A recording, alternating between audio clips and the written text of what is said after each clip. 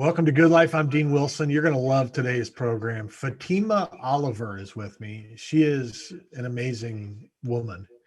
She's written a book called The Prescription is in the Dirt about her life. She has been through enormous suffering, tragedy, abuse, and difficulty, and she has really emerged on the other side with great freedom. And she's an amazing person. So you're going to love it. Fatima Oliver, The Good Life, is next.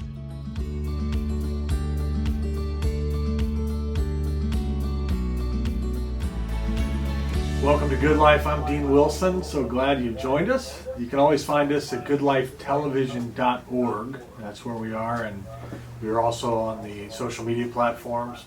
I'm so grateful and excited about my guest today. Fatima Oliver is with me. Fatima, welcome. Thank you so much. I appreciate the opportunity to share the platform. Yeah, we're excited to have you, and your story is incredible, and I want to just have you tell it. Is this kind of the main part of this time, because it's an amazing story. Obviously, we're all still in process. It's a story, in progress. But from where you kind of have been and what you've been through to today is an amazing journey. I will mention this now and again later, but Fatima has written a book. The book is called The Prescription is in the Dirt. Great title. She'll tell us about that title later, but I encourage you to look at that.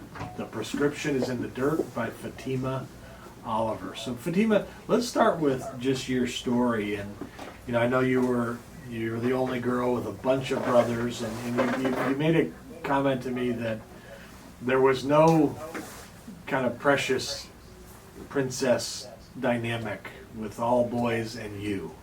It was actually very much the opposite. Talk about your upbringing and kind of your road, especially early on. Well, again, thank you for having me. And you're right. And I wish I would have been treated like a princess. But I grew up with some rough boys, and we grew up in the inner city in Las Vegas. Definitely not what you see on TV. And with a single parent, and my mom, she was tough as nails sometimes to a fault, but I really believe it had to do with the frustration that she had to endure as a single parent with no assistance from the fathers, going through a life that is, for all intents and purposes, unfair, and having to raise four children on her own. So there was a lot of roughness, a lot of frustration behind discipline and behind directions and comments. And it wasn't always the case, but most of the time, that's how it was in my home. And I think it also played a part with being in a home with all boys and a mom who had to raise boys into men, especially, black men. She had to be so tough and stern. And I was just that one that was kind of, for lack of a better way to say it, collateral damage. And I was raised the same way they were raised. I was treated the same way they were treated. There was not room for emotion and consoling. Tears, sadness, disappointment, frustration, feeling left out or insecure or withdrawing. None of that was, it just wasn't a priority to review. It was every day was a survival. My mom had to survive every day. And I really think that that type of culture and mindset and spirit just kind of filtered to the children. So growing up, from a teenager to a young adult and trying to find my own way, I would even say through till my 40s, I carried that with me as far as I feel like I could survive much of anything. I've been thrown a lot of different challenges, I've survived them, but dealing with the oppression or the emotional connection with those experiences, definitely had never tapped into those emotions. And after so long, what you don't deal with, it just kind of blows up in your face and I say spills out on everybody in every facet. And that's exactly what happened with me. And I want to just, again, not to dwell on the tough parts of your story, but I think it's important that people hear the truth, and you're willing to be vulnerable, which I think is phenomenal. Well, I'm like, I wrote the book now. I might as well talk about it. Yeah, it's in the Yeah, it's in book. his So book. yeah, So It's yeah, out right. there now. good Good point. point. Good point. So at age 2, you were severely burned, um, and you had a difficult stepfather that caused some pain, and then you dealt with other forms of abuse. But um, talk a little bit about from there to the point of losing your own child. You've been through the experience of losing a child. So walk us through kind of just this journey, that kind of painful part of your story that was so difficult. Well, I mean, unfortunately, I hate that this is the case, but most of my life, like you said, at 2 years old, I was burned on 25% of my body, primarily my legs and my feet. So most of my life, I felt sadness. I felt outcast. I felt picked. Well, I was picked on. And so there was just a lot of sadness around me. It just felt natural to feel that way. I didn't know another way to be. So going into and being raised with two stepfathers, actually one was physically abusive, another one was sexually abusive, and so that was just my life. That was my atmosphere, the culture in which I grew up in. So going from my mom's home into would be my husband's home, really, I felt like I was escaping the possibility of other tumultuous things happening in my life in relation to my stepfather. I didn't realize that I was running into something just as horrible. Later on, as you work through and you process things, you realize, hindsight is wonderful. Too bad it's not there when you need it, right? But so for me, it was one of those things that I later realized that the personality of my mother was pretty much what I married in my ex-husband. And so the mental torment and the antagonism and cruel words and mind games, manipulation, strong manipulation is the type of relationship I wound up in. And when I began to find my voice, the Bible says, where the Spirit of the Lord is, there is freedom. Well, there is a cost for everything.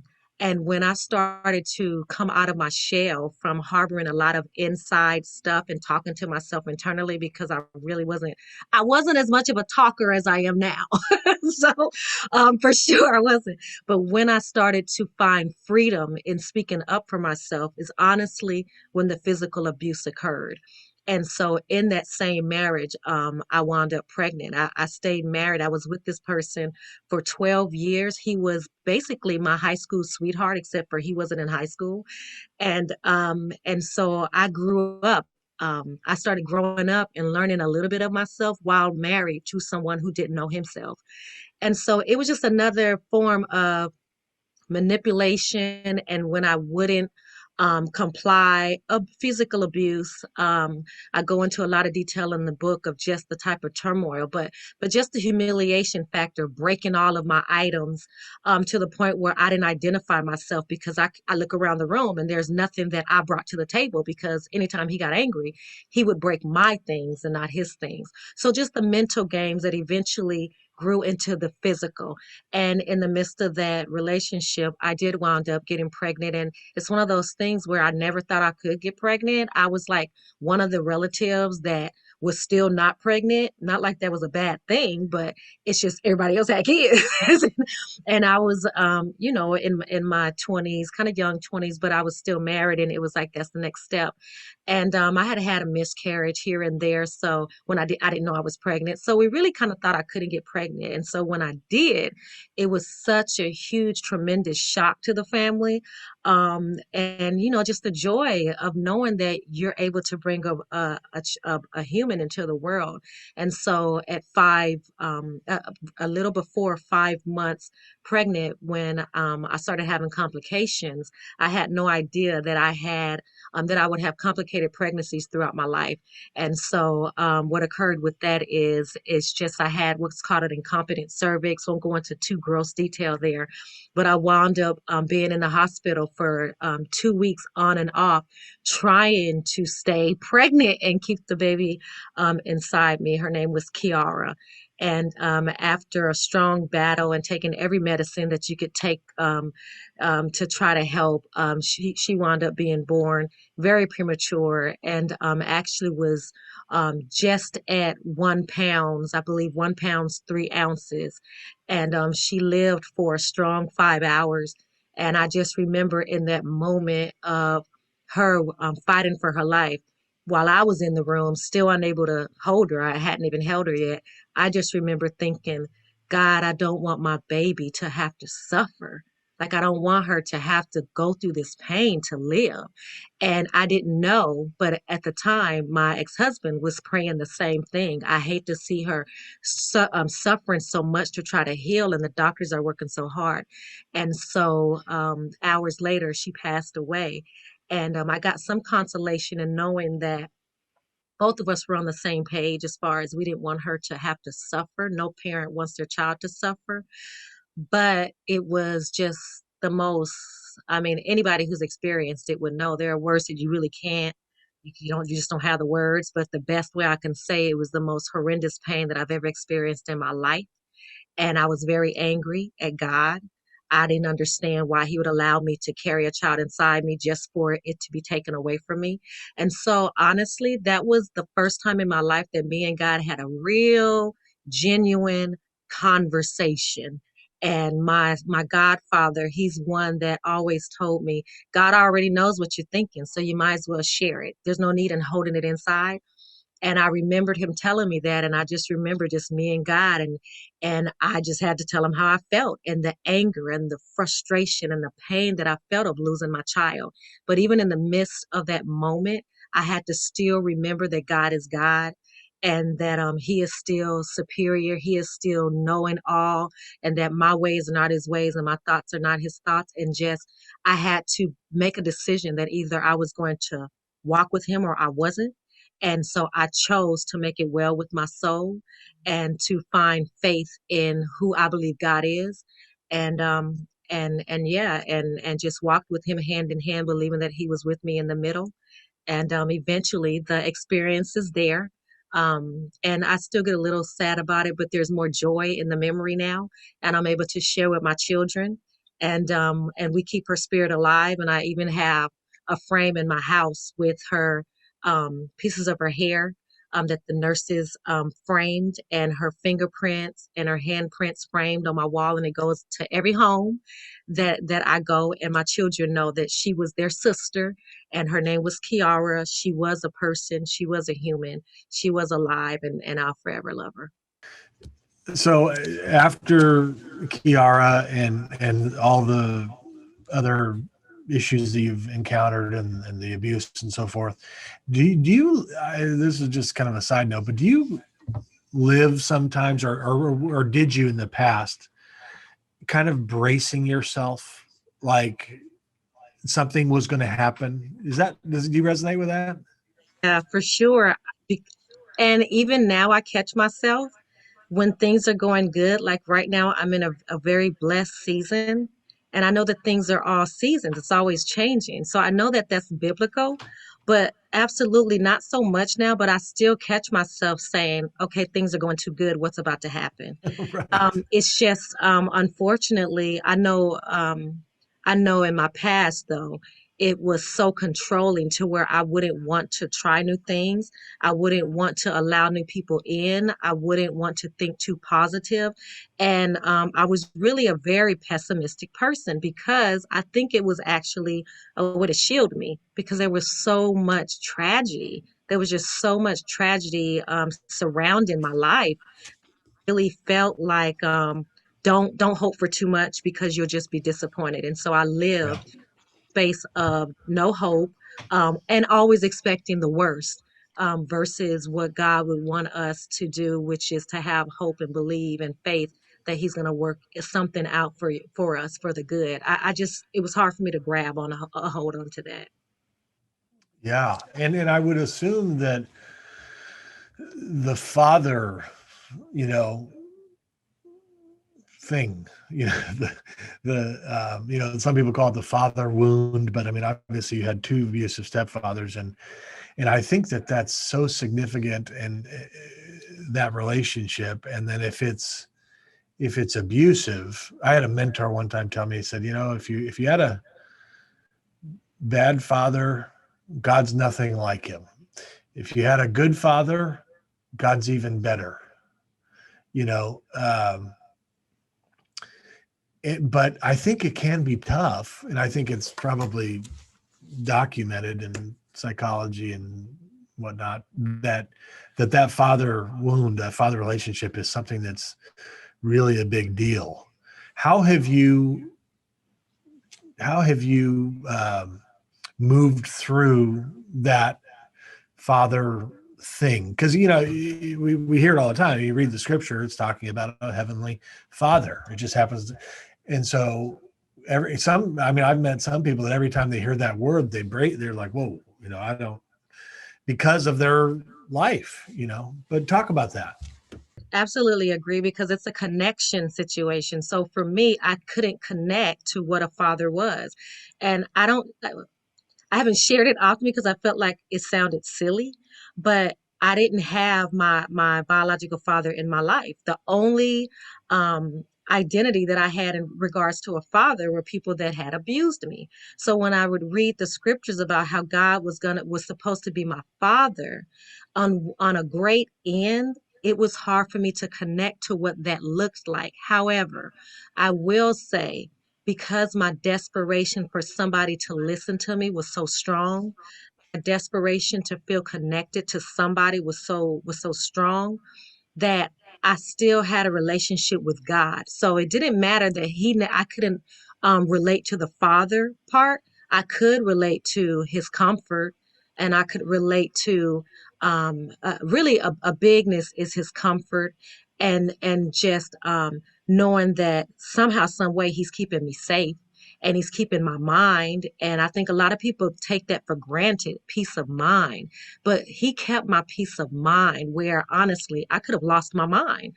And so I could relate to that. So that was enough to carry me through other situations. But to your point, absolutely, it took a long time. And honestly, I would say even to last year, when I first began a relationship again with my father, did I begin to understand how beautiful the relationship can be between God and myself, because the relationship was has been beautiful with my father. And that's a lot to say coming from where I've come from, and us come to, how we've come from together.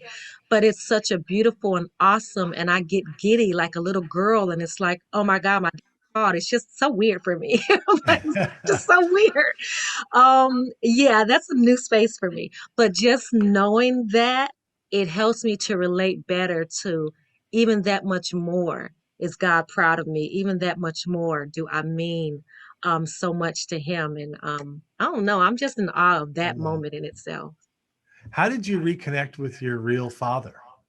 Geez. So we me and my father, we had a relationship that was similar to, if you were in you worked with somebody, you saw them in the halls, and you kind of thought they was a decent person, but you didn't know them per se, and so you speak if you pass them in the halls at work. But then when you're out on a weekend and you see them, you say hi, but then after that you have nothing to talk about. Well, that's truly how our relationship was, in my view. And we lived in the same community. He wasn't living in another state. He was battling his own addictions, which kept him out of my life. At the time, I knew of that, but it did nothing to heal my wounds, and the ones that kept building because of his issues. And so after so long of trying back and forth, and it just falling, and me growing in bitterness, and it just falling, and people pushing me to have a relationship with him, and me trying for the sake of people, but I wasn't ready in my heart because I was angry angry and I didn't know how to communicate that anger. I didn't have the words to articulate it. So I would do behavioral stuff, and I didn't let him walk me down the aisle when I got married because that's what you get for not being in my life. So take that. Um, I went through many years of that, and to a point where really it was just Fatima. It's just best for him to not even be in my life. My kids thought he was dead, not because I told them, just because we never talked about him. So my son was like, I thought he was dead. And so I honestly, it was through a couple years ago where, or a year ago, where I really start to do a deep dive into me, into who I was, and into who God was trying to help me be. At the time, I thought that I was losing my mind, but I really look at it as it was a form of soul healing. God was trying to get my attention. And so, as I started peeling back those layers, which I talk about a lot in the book, but I started peeling back those layers, and I was able to stop looking at how what the things people have done to me, but also the parts that I played. And when I got to that place, is when I had to look at my relationship with my father. And so I actually, through some strategic steps, I was able to write down the specific things that had happened between me and him that had hurt me and that I felt had followed me through our relationship as far as damage and how I look at men. And I was able to determine, did I play a part or was this all his responsibility? And once I worked through that exercise, just me and the paper, then I reached out and I asked if he'd be willing to have a discussion. And it was the first time that we had talked in, shoot, almost four, I don't know, a lot of years. And so 15, 20 years. And he was at a place where he had already went through some accountability steps himself through the programs that he had been in. So he understood this step. So when we came together, he was in a position to hear me, not fight me, not fight my experience, but hear my experience. And so in that moment, we were both in a place where we were able to say, you know what? There could be a possibility that I may have misunderstood something and that he may have misunderstood something. We came to a place where we could be open minded. It didn't mean that his feelings wasn't hurt when he didn't walk me down the aisle. It didn't mean that my feelings wasn't hurt when he wasn't there when I graduated from high school. It just meant we're coming with a fresh perspective and we're going to talk. And so I was able to share those experiences, and at the end of it, really in the midst of that openness, I could feel God's presence in the room. And I feel like I saw a miracle before my eyes. And now because of that conversation, we talk almost every Sunday. We have a standing session where we come together on Zoom and we talk. And for the first time, he came in August to where I live. And we had our first dad and daughter date, which was like so weird Mm. for me because I never had that before. And I'm like in my 40s and I'm all giddy and nervous about having a date with my dad. And but really, I guess what I want to say is he didn't fight where I was at. And he didn't fight against my experiences. He just said, I have a reason why I made those decisions, but I can't change your experience because of those decisions. And we both were able to open up our hearts to forgiveness. Mm. Wow. Yeah. And you forgave each other. Is that? Gave each other. And it's a process though. But we also, for me, being the one that felt the most hurt, which he would attest to that, he would agree. I had to make sure that in the midst of approaching this relationship that I set boundaries and that I set expectations, not guarded boundaries. Like if you chew your gum wrong, that's it, the wall goes back up. No, but but being able to stand firm and say, if something hurts me, that I'm going to give him an opportunity to hear it and respect that he'll be able to handle it. So I'm going to come to the table as a grown up and have an adult conversation with my father. And he in turn is going to be open to receive what I share because I am an adult and I'm not a child and he can't talk to me like I'm a child. He missed those years. So we had to reinvent our relationship and Mm. we're constantly working on it. And we made a decision that it's up to both of us. It's not one sided. If I want the relationship, I got to work for it. If he wants the relationship, he has to work for it. And in that, we hold each other accountable. And it has made a space for my kids to have a grandfather, for a legacy to be to going because I opened up my heart to forgiveness. And I never thought, ever. I want to make sure you hear me. Never thought that was an option for my life. As a matter of fact, when I did a program called Celebrate Recovery, one of the first things they had me do was write down two impossible that I felt God could never do for me. Number one, down. And so to see that and be able to go back to that piece of paper and look at it, you can't tell me what God can't do. Wow. Yeah. That is beautiful. And so, one of the things I was thinking about as you're talking also is kind of just about the idea of identity. You know, it just seems like in life we can go through and we can end up with this huge stack of fake IDs, you know, in our wallet that, and especially somebody that's been through what you've been through, when you're called names, labeled, branded, made to feel less than, made to feel unworthy, made to feel whatever. And I think everybody has their own journey in that area, but I just think we you know, we end up with these fake IDs. It's not who we are, but it's who we feel like, or we're told we were, or whatever it would be. And it just seems like such a liberating and amazing, powerful thing to be able to say, okay, I'm taking my stack of fake IDs and I'm trading them in, you know, for the real one, Yeah, but who it's a God process. says I am. Yeah, it was definitely a process. I really feel like number one, I had to unbusy my life to be able to hear what God was saying to me. I was so busy running, running, running. Even if that meant running for God, I was running. I wasn't standing still to hear God trying to reach out to me. And so I spent so many years stuck in a space where what the things that happened to me, which are valid things that happened to me, but attaching my identity to that, that I am that I was, and so I'm a victim, or I'm a wife. I'm not worth anything because my husband had affairs on me, or because I didn't get the promotion that I worked so hard for, so now I'm a failure. All these things I attached my name to, or that people attach my name to. I said, well, I don't see anything else out there, so yeah, I'll stay attached.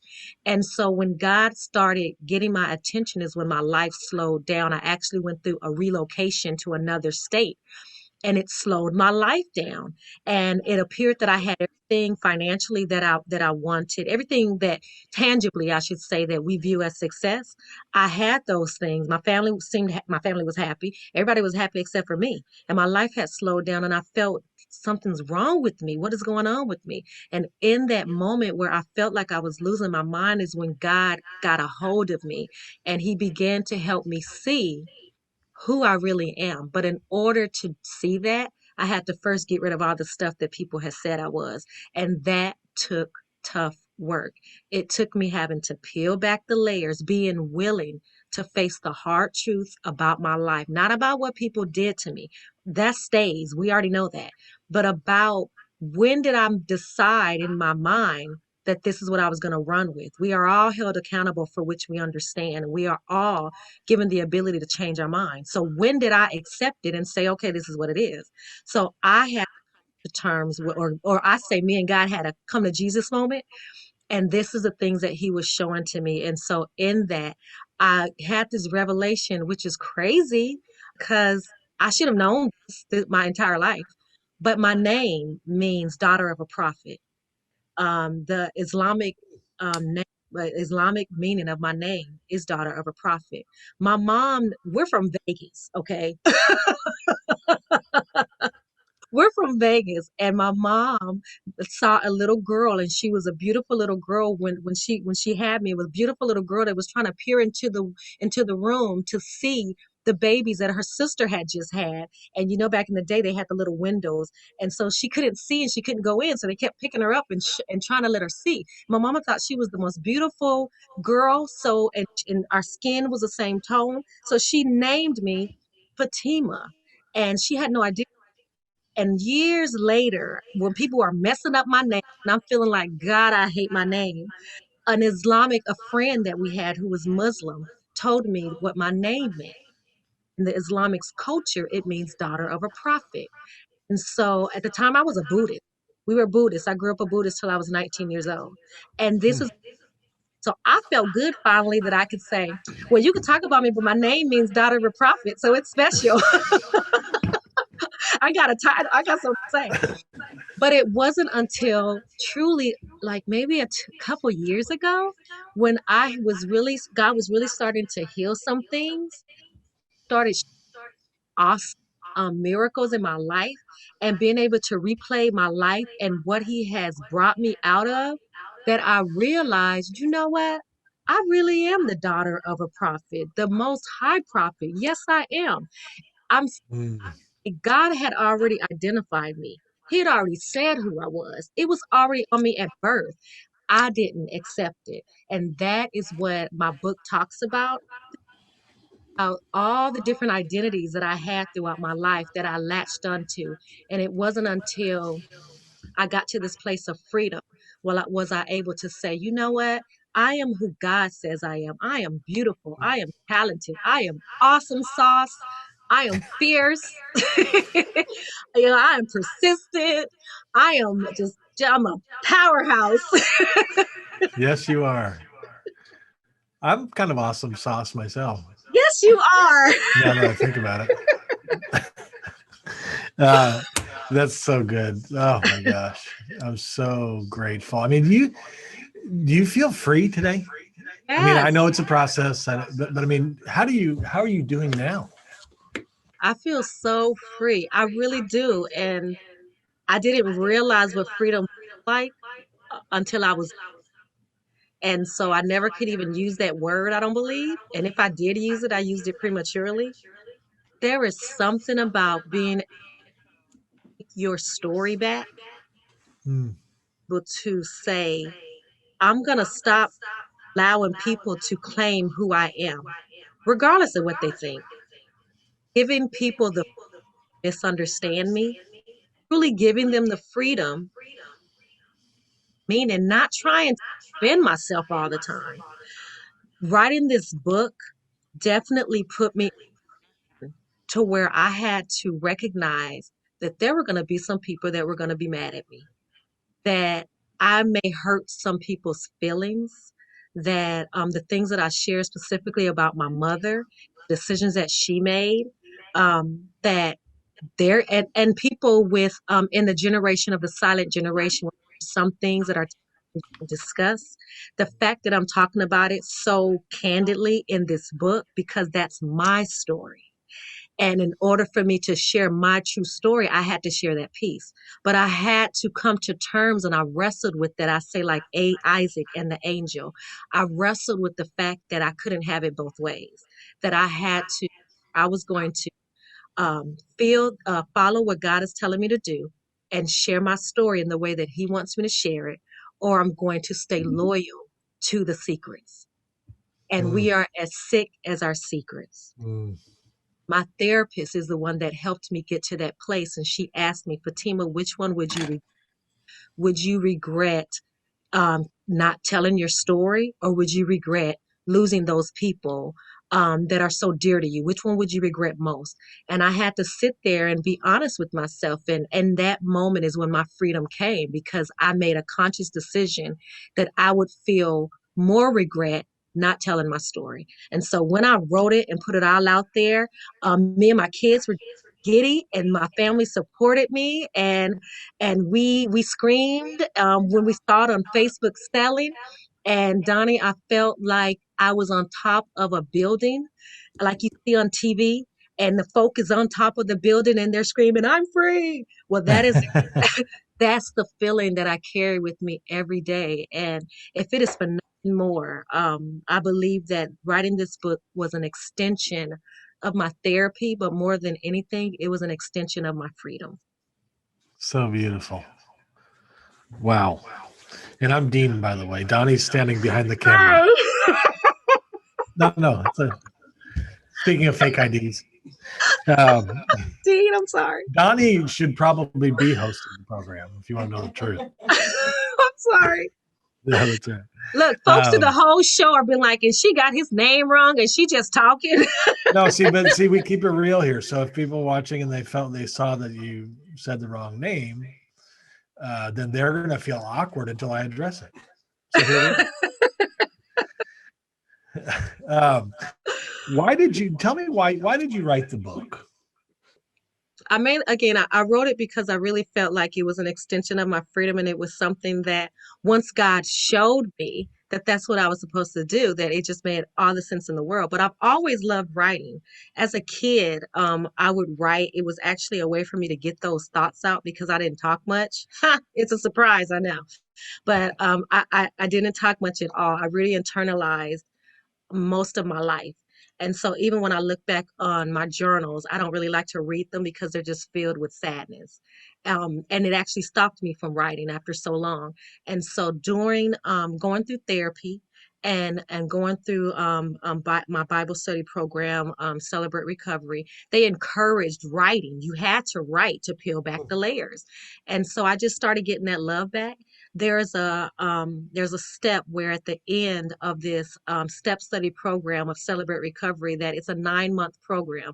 Once you go through it, they encourage you to write your story because you want to be able to recognize how far off you were when you started the program and where you are now. Progress over perfection. So I wrote it out. I wrote pretty much this story out, and I was given the opportunity to share it at other meetings, which was awesome in itself. But once I wrote it out and I read it, I said, that's a book. Oh my God, all this stuff. And it was a serendipitous moment. I love that word. My husband hates it. I love that word. It was a serendipitous moment for me, like a fortunate accident. I feel like I stumbled into God's gift for me. I stumbled into what He already had planned. I just had to make it to that place. He's the Alpha and Omega. And in this part of my life, this was that ending piece. But I was at the beginning and trudging through the beta testing process of finding my way and being tried and trying to figure out what was going on with me. I'm losing my mind. Lord, help me. Okay, I'm going to trust you. I'm going to have faith. I'm going to go through this program. I'm going to go to therapy. These people ain't going to get in my head. Okay, God, they need to get in my head. Just all of that stuff, right? Until I got to the end where He was like, it took you long enough. So, but honestly, I mean, I really think that it was just predestined for me to write it. And I really feel like it has helped me in every bit of way to get extra therapy by reliving those situations and even the emotional parts. There were some moments where I tussled at night after writing some chapters because I couldn't sleep. But it really helped me to process the emotional parts to my life. Beautiful. The book is The Prescription is in the Dirt. Can you tell us about the title real quick, since some people may be curious? So the title, The Prescription is in the Dirt. The dirt is honestly what we've been talking about. The dirt is taboo topic that people shy away from in the church, or that we shy away from in our family when we say what happens in our home stays in our home, even when it's horribleness, and we don't allow for healing to begin in our home. It's the things that I've shared about my child and my burns and all the other host of things that we've tapped on. It's that was my dirt. Those were the things that were keeping me in bondage and from not getting freedom. And the thing about dirt is, if you're not careful, it will bury you and you will be a walking zombie, basically going throughout your life, not fulfilled, just dead on the inside from your family and friends and people that love you. But also, if you allow God to get in there and do the healing and turn and stir that dirt into soil, then just like the book cover where you see the plants growing up, something Mm, beautiful will be manifested. We just have to have the courage and the bravery to face our stuff. so great. The prescription is in the dirt. I encourage people to get it. We're getting it. We're in the process of getting it right now, and I'm really excited to read it. I got to tell you, the book's available paperback and ebook on Amazon.com. Isn't everything in the world available on It Amazon.com? appears so, but just in case people don't know. Yeah, we'll mention it. So that's where the book is. But you identified three. You call them the three key foundations about everyone needs a safe place to fall. A victim mentality must change to a victor mentality. And then the third one, it's okay to not be okay, but it's not okay to remain that way. I think all three of these are wonderful. But elaborate on one of them, or your thought on kind of how those crystallized in this process. Well, I think being a victim and changing your victim mindset to a victor mindset kind of coincides with the third one. Just being able to make up your mind that you're going to change the narrative of your story, and being able to say that just because these things happen to me, this is the way that I'm going to choose to live the rest of my life. We can't change what happened in the past. We can still respect those experiences. And I really think it's critical to work through that emotional process that's attached with those experiences. But after that, we got to make a decision on how we want our life to be. And in order to do that, we have to stop playing that swan song, and we have to make better decisions. So those kind of go together. But I think what's majorly critical is that I had like-minded people.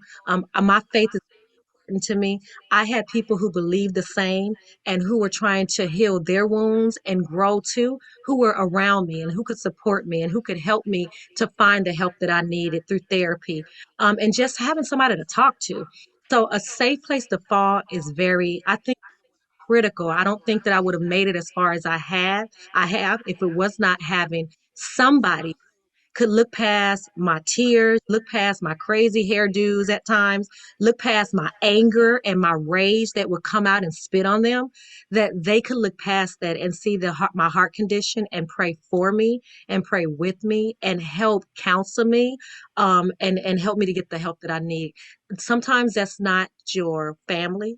Sometimes it's not your mother, your father. Sometimes it's not even your spouse. Sometimes it's going to have to be a therapist. So if someone needs that help, and they know that they're just one hair away from running their car through the intersection, like honestly I was, it's very important to reach out to a medical professional and get that help. But a tribe is who undergirds us. The Bible says we're supposed to bear the infirmities of the weak. So we all need that. We all should be bearing each other's infirmities. Oh, so great. Yeah, and it's something that I think can take hold in a religious community, that it's not okay to be not okay, which I think can be, there's different ways of seeing the church, or a religious body. One way is it's kind of a museum of saints, and Yes. another way is it's a hospital for sinners. you know, and I think oftentimes we can end up going to what we think is the museum, and where everybody's got it all together. And I'm not going to be the one that's got problems, which meanwhile, they're all addictions everywhere you look. There's stuff going on, but there's not a culture that says it's okay. Hey, it's okay. Nobody's got to. And I think you mentioned Celebrate Recovery. I think Celebrate Recovery, I think Alcoholics Anonymous have this part wired, that everybody in the room is screwed up, you know. Yeah. Welcome to the club. Welcome to the club. And that part is, I mean, talk about freedom, man. I can be myself, Yeah. and Yeah. this guy did something worse, and I'm better than this guy, but he's that I mean, we're all in this together. That is a powerful thought But I that also want, you've yeah, I identified. also want to say in that though, it also teaches that just because we're all in the room sharing our rawness, sharing our truth, and we're so comfortable with it, doesn't mean that the next person is. And we have to respect that. We have to Mm, beat them. We have to show the grace of Christ like he has shown us all the way through that moment. And I think that's critical, that sometimes, to your point, that we have this museum like situation where we feel like we have to be perfect. Basically, we have to hide our sin. And my godfather always taught me, and I'm so grateful he taught me this, that the church is nothing but a spiritual hospital. And so that's mm. how I've always tried to view the people in the church, even if they think they're perfect. Church is just a hospital. I love that Celebrate Recovery and the other programs. They definitely shared that with us now. Okay, Fatima, you're all healed, but don't go out there talking about, ooh, I see your issue. You need some help. It's like Right. pray. If you see the issue, pray for them. Don't judge them, and that's what I'm here to do. My goal really is to try to walk alongside people and to just help them to get the healing, and just be some type of a seed of healing, offer a seed of healing for them so that they can also start their soul journey.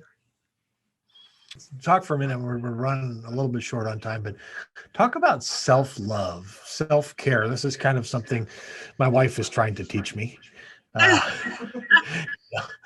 So, I was at the dermatologist this morning, for example, in case you're curious. I did ask him to not freeze this spot on my lip because I told him I had a TV taping, so I got out of it. But I'm going to have to. Self-care, self-love. People hear self-love and they think, oh, no, I can't love myself. I'm supposed to be humble. But then the truth is you can't love your neighbor as yourself if you don't love yourself. So talk about that for a second. Yeah, I honestly think that sometimes we mask the lack of self-love with being humble. So we think that if we don't tell ourselves good job or we don't celebrate ourselves, that that's being humble. And if we do, we aren't inside God's will. And I've actually been learning that recently with the book and everything, just trying to learn how to celebrate myself because it's nothing that I've ever really done. I've always worked based on accomplishment, like a task. And once I do it, I mark it off and move on. And again, that's just another part of emotional connection, being okay with celebrating myself. That's a part of my self love, is understanding that it's okay to say, Fatima, that you did a good job. It's okay to tell people that, and that doesn't mean you're bragging. It means that you're taking a moment to enjoy what you've done and feel the fulfillment. I think that a lot of times it's easier for us to do it for other people than it is to do it for ourselves. And like to your point, in order for us to truly, honestly be able to be there selflessly for somebody else, we first have to learn to be selflessly there for ourselves. And honestly, as contradictory as it sounds, that does mean sometimes being selfish. That does mean sometimes saying, no, I can't do that because I need to have some rest time. I need to have some prayer time with God, or I need to have a spa day, or I need to go to the dermatologist with my wife and do all this. Right. He just looked at me like, the freckles and it's overwhelming. Um, the prescription is in the dirt is the title of Fatima's book. We have a special needs daughter. Hearing you talk a second ago, we have a special needs daughter who, there's no filter, and she's pure as the driven snow, loving, wonderful. And I talk about her just about every program. But one of the things you said, this false humility kind of thing, right? She's very comfortable with who she is. She doesn't think she's any better than anybody else, but she doesn't think she's any worse than anybody else either. And so we'll have this thing where I'll say, Ella Clary, she does this physical program every day. So yesterday she was doing it. She did, 8 hours of this program with my wife, and she's doing standing and doing these ladders and this breathing stuff and that. And I said, Ella Claire, you are a rock star. And she said, yes, I am. Exactly. I was like, But that don't you is, want to encompass that? Don't you want we to? are. Yes. Yes. Yeah. Yes. I teach And my that's, kids that. Yeah.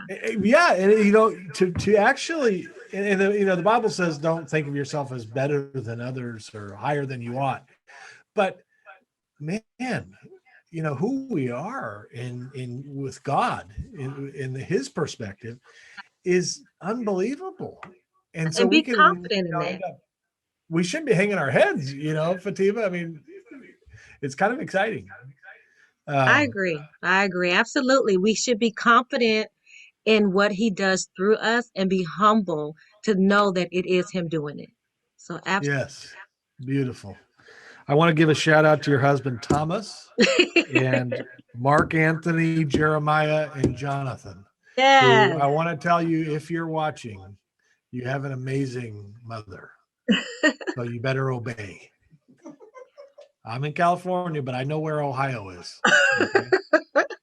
I appreciate that. Make sure to tell that to my husband too. See, Thomas, hubby. you too. Uh, Thank you. Thank you And so by much. the way, so I'm Donnie Wilson. No, I'm Dean Wilson.